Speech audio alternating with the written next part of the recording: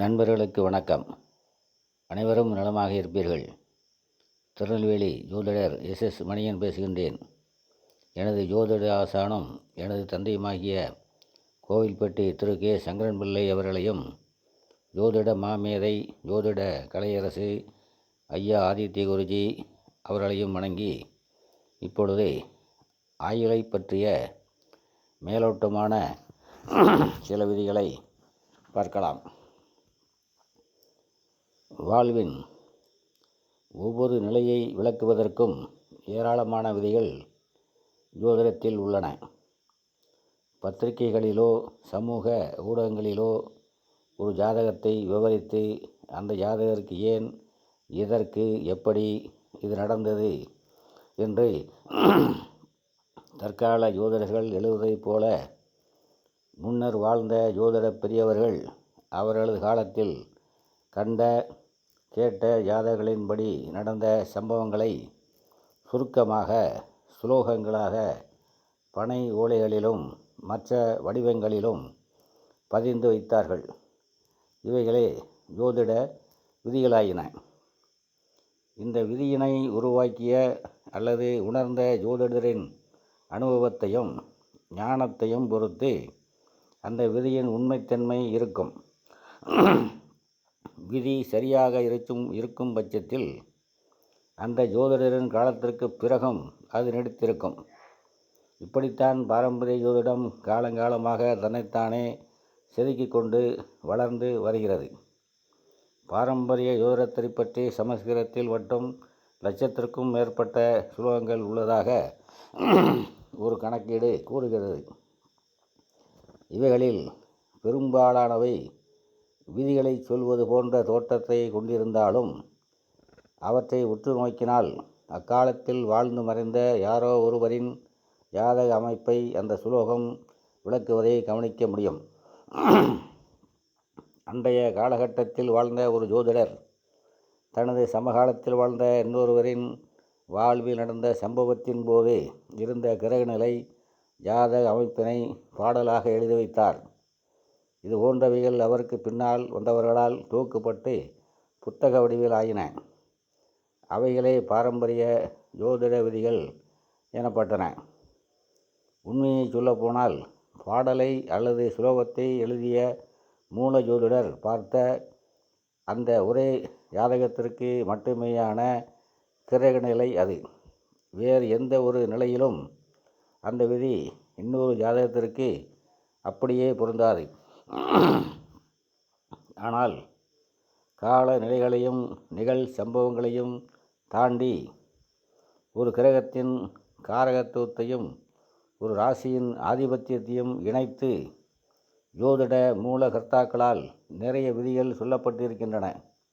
இவைகள் எந்த நிலையிலும் எல்லா காலகட்டங்களிலும் மனிதராய் பிறந்த அனைவருக்கும் கச்சிதமாய் பொருந்தும். இவைகளே மூல விதிகள் எனப்படுகின்றன. அனைத்து நேரங்களிலும் எல்லா ஜோதிடர்களும் ஜோதிடத்தை முழுக்க புரிந்து வைத்திருந்தார்கள் என்று சொல்ல முடியாது. அதே நேரத்தில் எந்த ஒரு ஜோதிடரும் ஜோதிடம் பற்றிய தன்னுடைய புரிந்துணரும் அறிவு குறைவானது என்று வெளிப்படையாக ஒத்துக்கொள்ள மாட்டார்கள் அல்லது உணர மாட்டார்கள். தன் வகையில் தான் எல்லோரையும் விட உயர்வானவர்கள் என்று கருதுவார்கள். ஞானம் குறைவானவர்களுக்கு ஜோதிடம் முழுக்க புரியாத காரணத்தினால்தான் தலையை சுற்றி மூக்கை தொடும் ஏராளமான விதிகள் பாரம்பரிய ஜோதிடத்தில் சொல்லப்பட்டிருக்கின்றன. இந்த விதிகளில் பெரும்பாலானவை தவறானவை, பலன் சொல்வதற்கு உபயோகம் இல்லாதவை, சொல்லப்போனால் தவறான பலன்களை சொல்ல வைக்கக்கூடியவை. இது போன்ற விதிகளை எந்தோ ஒரு நாள் ஒருவர் எழுதி வைத்து விட்டார் என்பதற்காக கண்மூடித்தனமாக புதிதாக ஒருவரும் கற்பதால் ஜோதிடத்தின் பேரில் அவருக்கு சலிப்பும் நம்பிக்கையின்மையும் ஏற்பட்டு ஜோதிடத்தின் வளர்ச்சி தடுக்கப்படுகின்றது. ஜோதிடத்தின் உண்மையான பரிமாணம் சில சிக்கலான அடுக்குகளுக்கு நடுவே பத்திரமாக ஒளிந்து கொண்டிருப்பதால் தான் இந்த அடுக்குகளை தாண்டி வரும் ஞானத்தை கொண்ட சிலருக்கு மட்டுமே உண்மையான ஜோதிடம் தன்னை காட்ட தலைப்படுகிறது. ஞானத்துடன் புரிந்து கொண்டால் பாரம்பரிய ஜோதிடம் மிகவும் எளிமையானது. இந்த ஜோதிட முறைகள் அனைத்திற்கும் தாயான இந்த பாரம்பரிய ஜோதிட விதிகளுள் பெரும்பாலானவற்றை நமது சுபத்துவம் பாவத்துவம் சூட்சும கோட்பாட்டினை கொண்டு ஓரிரு வரிகளில் அடக்கிவிடலாம். அவை அனைத்து ஜாதகங்களிலும் முழுக்க பொருந்தி வரும். உதாரணமாக, ஒருவரின் ஆயுளை விளக்குவதற்கு கூட சரம் ஸ்திரம் உபயலக்கணங்களுக்கு என தனித்தனி விதிகள், மேசம் முதல் 12 வீடுகளுக்கான தனி ஆயுள் விதிகள், மிதுனத்தில் பிறந்தவன் எப்போது இறப்பான், சிம்மத்தில் பிறந்தவன் எப்படி இறப்பான் என ஏகப்பட்ட விதிகள் சுலோகங்களாக பாரம்பரிய ஜோதிடத்தில் உண்டு. அவை அனைத்தையும் லக்னம், லக்னாதிபதி, 8ஆம் இடம், அஷ்டமாதிபதி, ஆயுள்காரகன் சனி ஆகியோர் சுபத்துவ சூட்சும வலுவடைந்து இருந்தால் தீர்க்காயுள், இல்லையெனில் அவர்களின் சுபத்துவ பாவத்துவ சூட்சும ஒளிவின் படிநிலை அளவிற்கேற்ப அற்ப ஆயுள், மத்தியம ஆயுள் என ஒரே வரியில் அடக்கிவிடலாம். இந்த சுபத்துவ சூட்சும ஒளி நிலைகளை சரியாக புரிந்து கொண்டு இன்னும் ஆழமாக உள்ளே செல்லும் நிலையில் தசாபத்தி கணக்குகளின் துணை கொண்டு ஒருவரின் சரியான ஆயுள் வயதினை மாத கணக்கிலும் கணித்துவிட முடியும். எதிர்காலத்தில் நம்மை விட மேம்பட்ட ஜோதிட அறிவு கொண்ட ஒருவரால் இறப்பு நாளையும் கூட சுபத்துவ சூட்சும வலு நிலைகளை கொண்டு சொல்ல முடியும். பலருக்கு இங்கே பல குழப்பங்கள் இருக்கின்றன. ஒருவருக்கு ஆயுள் லக்னாதிபதி தன் வீட்டை தானே பார்ப்பது நலம்தானே என்ற சந்தேகம் வருகிறது. இதற்கு மூல காரணம் பாரம்பரிய ஜோதிடத்தின் ஒரு விதிப்படி தனது வீட்டை தானே பார்க்கும் கிரகம் அந்த வீட்டை பலப்படுத்தும் என்கிற விதிதான். அதே விதியின் இன்னொரு பகுதியில் பாவக்கிரகங்கள் இந்த வீட்டை பார்த்தாலும் அந்த வீட்டின் பலனை கெடுக்கும் என்றும், குறிப்பாக சனி பார்க்கும் எந்த வீடும் அதன் பலனை தராது என்றும் சொல்லப்பட்டிருக்கிறது. சனிக்கு அடுத்த நிலையில் செவ்வாய் பார்க்கும் வீடும் வலு இழக்கும் என்றும் குறிப்பாக சொல்லப்படுகின்றது.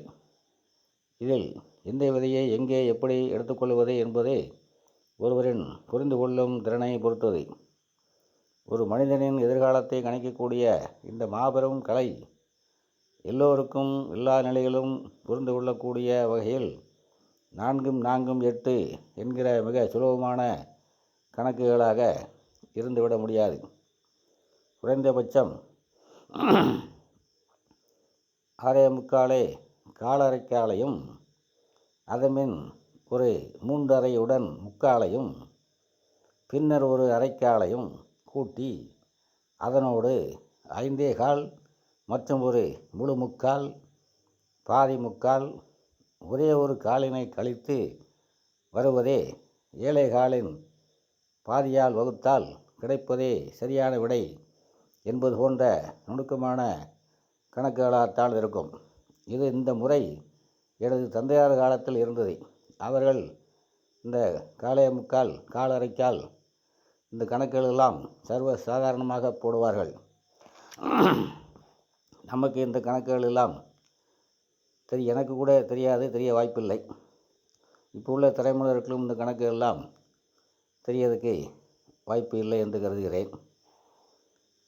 ஆனால் உலகம் அவசரமாய் போய்கொண்டிருக்கும் இந்த ராக்கெட் யுகத்தில் 4 4 8 என்பதான கணக்கை மட்டும் எனக்கு கொடு, நான் விடை தருகிறேன் என்பதுதான் பெரும்பாலோரின் விருப்பமாய் இருக்கிறதே தவிர, அதற்கு மேல் காலும் அரைக்காலும் முக்காலும் இருக்கின்றனவே, அவை என்னவாக இருக்கும் என்று ஆராயும் உற்சாகம் வெகு சிலருக்கே இருக்கின்றது என்பதை சொல்லிக்கொண்டு இத்துடன் இப்பதிவை நிறைவு செய்கின்றேன்.